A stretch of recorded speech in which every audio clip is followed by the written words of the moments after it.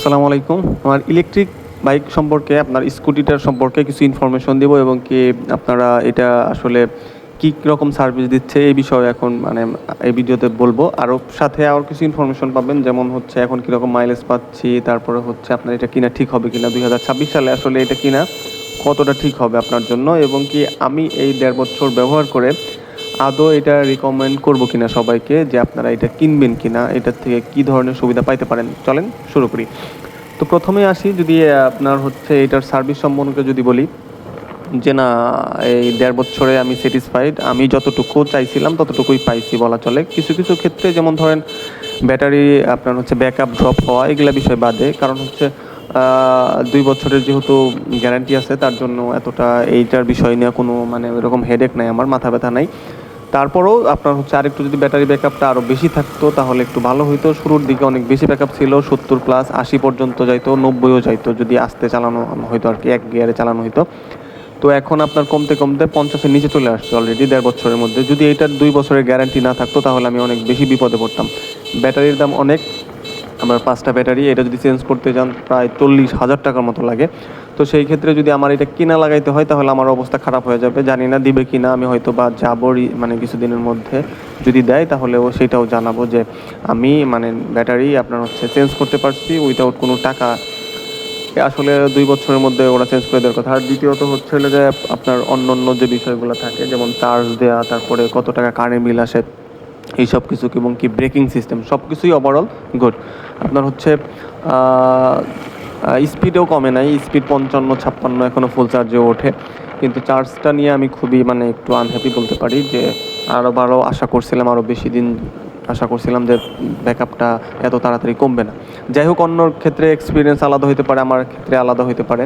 অন্যের চার্জ হয়তো বা বেশি থাকতে পারে, আমারটার ব্যাটারি ব্যাকআপ হয়তো একটু কম। কিন্তু আপনার হচ্ছে 20,000 কিলোমিটার পর্যন্ত ওদের গ্যারান্টি ছিল, আমি মাত্র চালাইছি হচ্ছে 7,237 দেখতে পারতেছেন। তো এইটুকু আপনার চালানোর পরেই যদি এত ড্রপ হয় তাহলে যারা আরও বেশি চালাইছে তাদের হয়তো বা আরও একটু বেশি ড্রপ হয়েছে। আমি জানি না অন্যদের বিষয়ে, কিন্তু তারপর আমি বলবো যে এইটা চালানোর মধ্যে অন্যরকম একটা বিষয় আছে। এটা চালাইলে পরে আপনার হচ্ছে অন্য যে আমাদের যে নর্মাল বাইকগুলো আছে তার থেকে এক্সপিরিয়েন্সটা টোটালি ডিফারেন্ট। আর সেকেন্ড বিষয় হচ্ছে যারা একটু আপনার হচ্ছে আরামপ্রিয় মানুষ, অতিরিক্ত শব্দ পছন্দ করেন না, অতিরিক্ত ভাইব্রেশন পছন্দ করেন না, তারা নিতে পারেন। গিয়ার শিফটিংয়ের ঝামেলা পছন্দ করেন না, তারপরে আপনার হচ্ছে অন্য যে বিষয়গুলো থাকে মানে বিভিন্ন বারে আপনার সার্ভিসিংয়ে যাওয়া এটা সেটা, তারপরে আপনার হচ্ছে মানে স্টার্ট দেওয়ার কোনো ঝামেলা নাই, মানে এই যে বিষয়গুলো আছে। যেমন শীতের মধ্যে অনেক দিন বাইক পরে থাকলে ওইটা স্টার্ট দিতে গেলে কাম সারা হয়ে যায়, কিন্তু যেখানে সেই সমস্যাটা নাই। আপনি যেখানে রেখে দেন, যদি অতিরিক্ত সময় রেখে দেন, এখানে সার্কিট ব্রেকার আছে পিছনে, ওইটা সার্কিট ব্রেকারটা বন্ধ করে রাখলে আর সমস্যা হবে না। আপনি মাসের পর মাস বসিয়ে রাখলেও সমস্যা নেই, মাঝে মাঝে একটু চার্জ দিয়ে রাখলেই হবে।